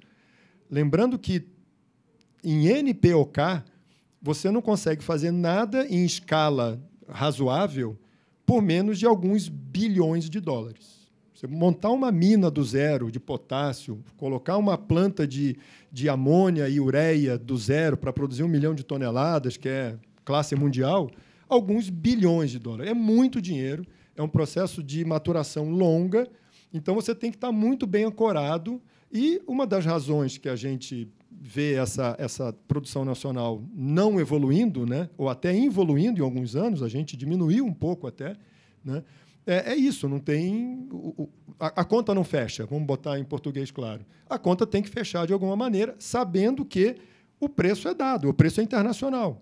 A gente vai ter que competir contra esses produtores, sejam eles da Arábia Saudita, da Rússia, da Bielorrússia, seja onde for. Então, tem um plano e a gente tem que torcer para isso funcionar agora. Bom, eu acho que o Herédia já abordou bem o assunto. Talvez, para quem não saiba, o plano procura reduzir essa importação, que é de 85%, 90%, para 45% até 2050. Nós temos aí as minas de potássio, mas o grande empecilho dela é o local onde ela está na Amazônia, ela está debaixo de um rio, tem reserva indígena em cima e o mundo todo de olho, né, na Amazônia. Então, de que forma isso vai ser possível? Nós temos aí a possibilidade de algumas plantas de ureia ser instalada, né? A de Três Lagoas, que estava parada, mas estava meio que acertado com um grupo russo, e isso voltou para trás, foi desfeito, né? E o fósforo, como você disse, né? E a capacidade instalada das nossas minas no Brasil, elas são subutilizadas. Nós tiramos menos da metade ou metade daquilo que a gente poderia produzir de alguns fertilizantes internos. Então, talvez a gente teria que ter mais incentivo para tudo isso, né, para que isso se torne realidade. E da forma como o Herédia falou, talvez a gente ainda fique um pouco com o pé atrás com tudo isso, né? Nós temos que realmente ver, porque se os preços se mantiverem altos, é um incentivo, né? Se o preço do fertilizante estiver alto, é um incentivo para esses grupos privados virem e explorar. Mas, se voltarem aos preços antes da crise, talvez isso desestimule um pouquinho o pessoal, né? Então, esse é o meu comentário. Obrigado, Casarinho. Não, eu disse no início, né, quando eu fiz a abertura, que, na minha opinião e na opinião dos especialistas, e acho que não é difícil para pessoas de bom senso visualizarem, que fertilizante é assunto de segurança nacional, né? Se ele é assunto de segurança nacional, nós temos que nos dedicar ao assunto, né? Nós temos que não só tentar diminuir a dependência, mas, entre outras coisas, utilizar muito bem os fertilizantes. E, dentro do Plano Nacional de Fertilizantes, eu fiz parte, inclusive, nas discussões, mais no caráter científico, eu sugeri, e está se transformando em realidade, a criação no Brasil do Centro de Excelência em Pesquisa de Fertilizante, que a sede, tudo indica, se sair do papel mesmo, vai ser no Rio de Janeiro, o que particularmente eu não concordei, mas está caminhando para isso. Eu trabalhei, durante 2 anos da minha vida, como pesquisador visitante no maior centro de estudo de fertilizante que o mundo já viu, que é o International Fertilizer Development Center. Então, eu pude verificar toda a história e a contribuição que trouxe, não só para os Estados Unidos, como para o mundo todo. Então, um centro como esse seria fundamental. Isso dito, mas corroborando ali o que o Walter falou, remains to be seen, né? Porque esse não é o primeiro Plano Nacional de Fertilizante. Nós já tivemos 3 anteriores e que, infelizmente, não evoluíram. E, com relação a diminuir a dependência, Tejon, para produzir os 3 principais fertilizantes, que são nitrogenado, fosfatado e potássico, o que nós precisamos? Nitrogenado. Nós precisamos de amônia. Amônia nós produzimos como? A partir de N2 do ar atmosférico, que nós temos, e de hidrogênio, que aí nós precisamos de gás, que nós não estamos numa situação tão favorecida assim. Para produzir potássico e fosfatado, precisa de minério.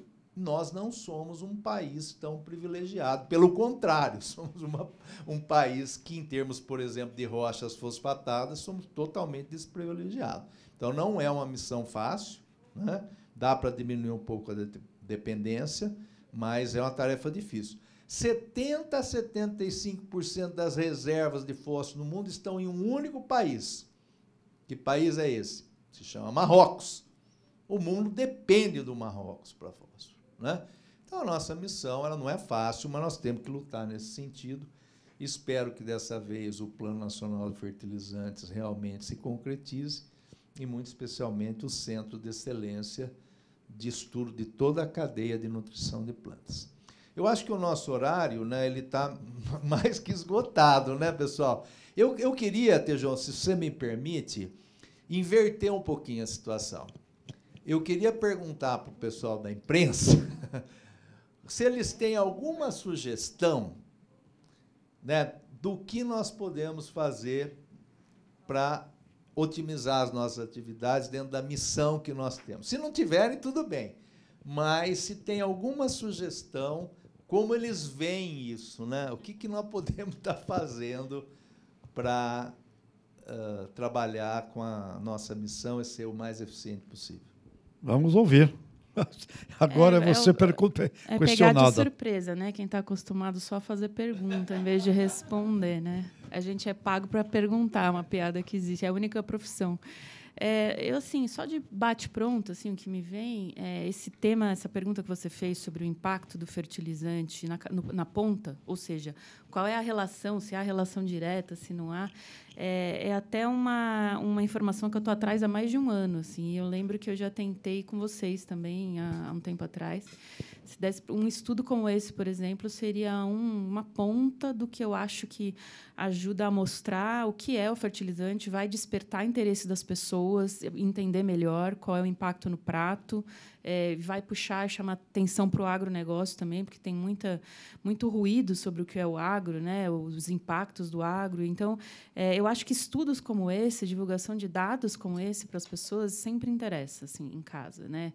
O que é o potássio no prato de feijão dela, né? Assim, e mostrando com números quanto que afetou a inflação, é direta, não é esse impacto?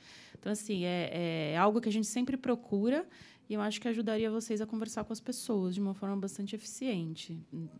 É uma pontinha, assim, eu acho. O que você fala bastante dessa importância, principalmente, por exemplo, quando fala da Europa. A Europa, eles são nossos clientes, como que precisa mostrar para o consumidor a importância de carne, né, quando a gente faz aqueles eventos da carne. Eu acho que é isso, é falar com o consumidor. Quando eu comecei no agro há 4 anos, eu vim de TV aberta, da Rede TV e TV Globo durante muitos anos. E quando eu cheguei no agro, a primeira coisa que eu reparei foi a dificuldade da comunicação. Quando eu comecei a pesquisar sobre os setores, como eu vi os sites todos muito repetitivos, muito na parte de release.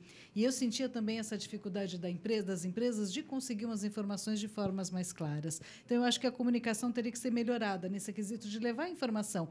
O público tem o direito de saber, o público quer saber. E principalmente de começar com os menores, né? Quando você leva a educação, quando você faz uma outra formação de uma outra sociedade, eu acho que isso pode funcionar melhor, né? Desmistificar, né? E mostrar mais o que é o agro. Hoje eu conheço muito bem, e é engraçado que o Terra Viva é da Band, né? Então, às vezes, tem repórter da Band e estou eu lá fazendo. Eu já falei isso para o Paulo.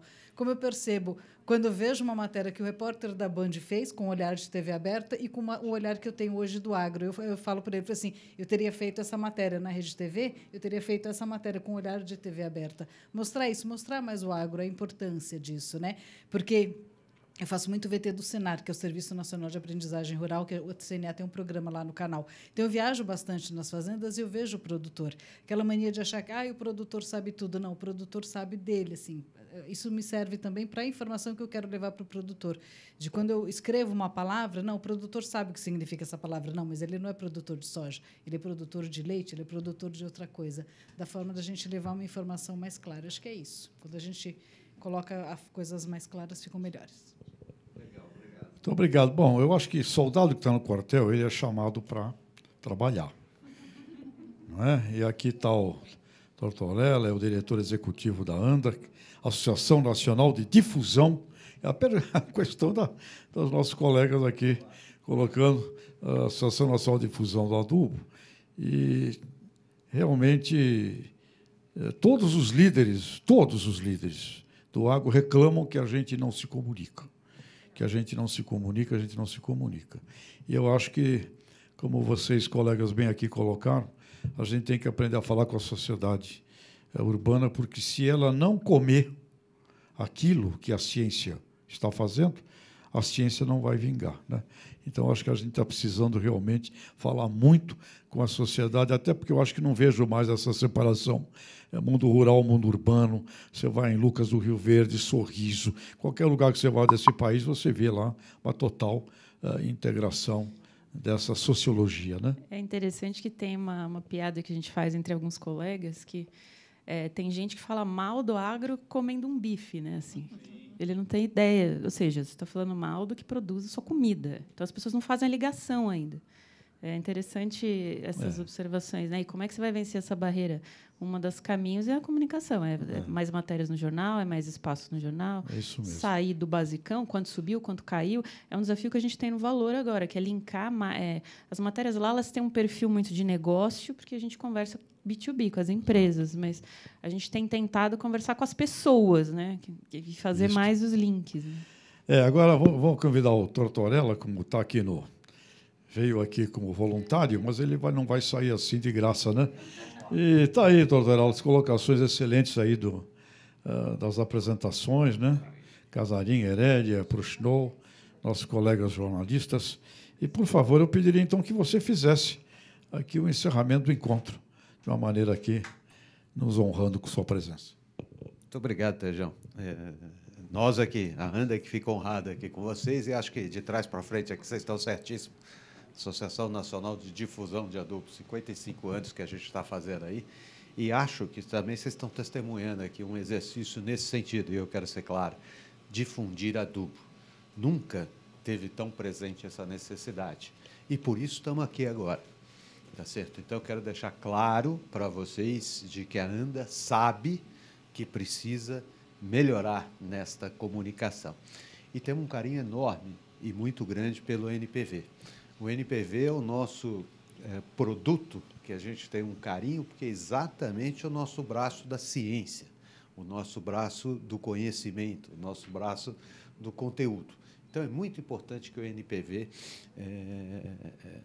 que a gente se suporte sempre no NPV, a ANDA, para dar diretrizes, as perspectivas e bem representar os nossos empresários do segmento.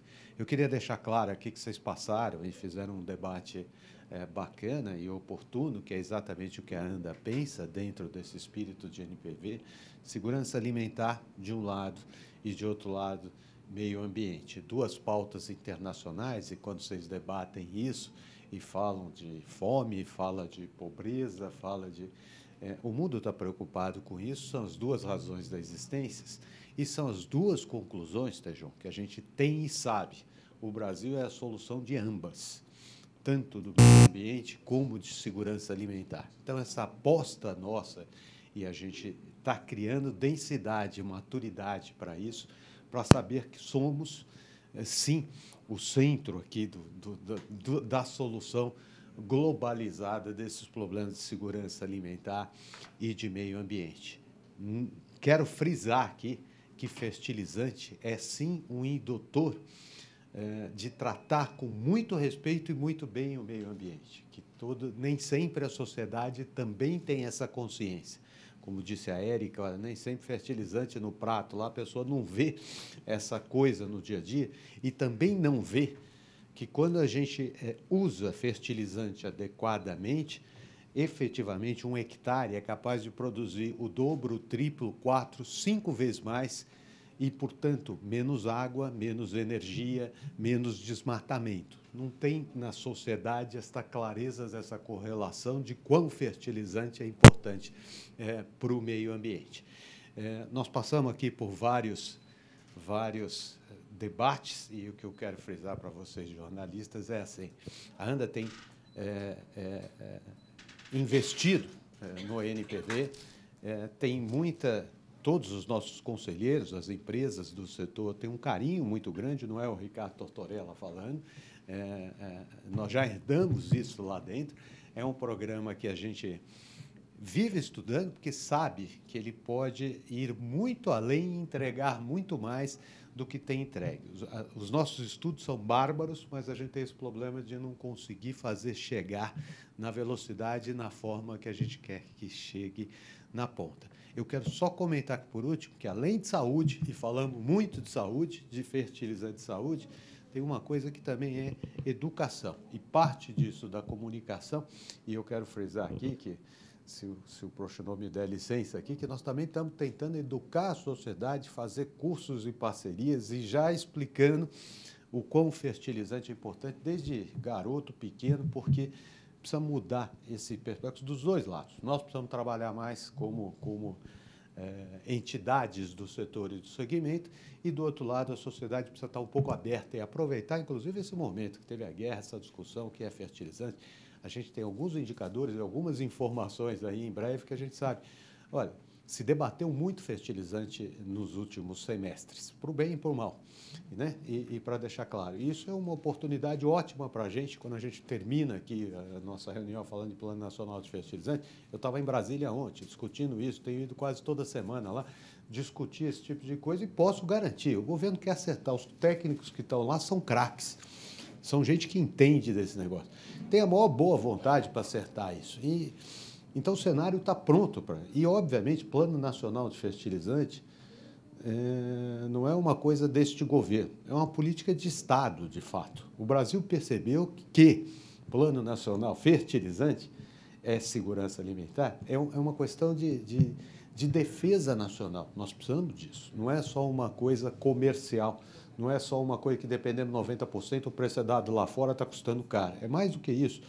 Como é que eu sou celeiro do mundo e depender 90% do insumo básico que eu não tenho? Essa conta não fecha. Então, as pessoas perceberam este nó. Não dá para ser o celeiro do mundo se eu depender tanto de fertilizante. E isso está se tratando em Brasília de uma forma com o peso que isso merece, né? E acho que temos que cobrar como sociedade para que assim o seja, né? Então, a ANDA agradece muito a NPV, agradeço o Tejon, os cientistas nossos que estão aqui, Casarim, Prochinô, que coordena esse trabalho, Herédia, que teve que sair, o pessoal da Biomarketing, todo que está aqui conosco, e a vocês, jornalistas, principalmente, por nos dar essa oportunidade de falar um pouco melhor aí para a sociedade e interpretar o que a gente está querendo dizer. Nós estamos querendo dizer o que cientificamente é correto. Fertilizante é importante. Nunca foi tão importante a sociedade entender isso. E estamos apelando à parceria de vocês para informar corretamente a sociedade. Obrigado pela presença.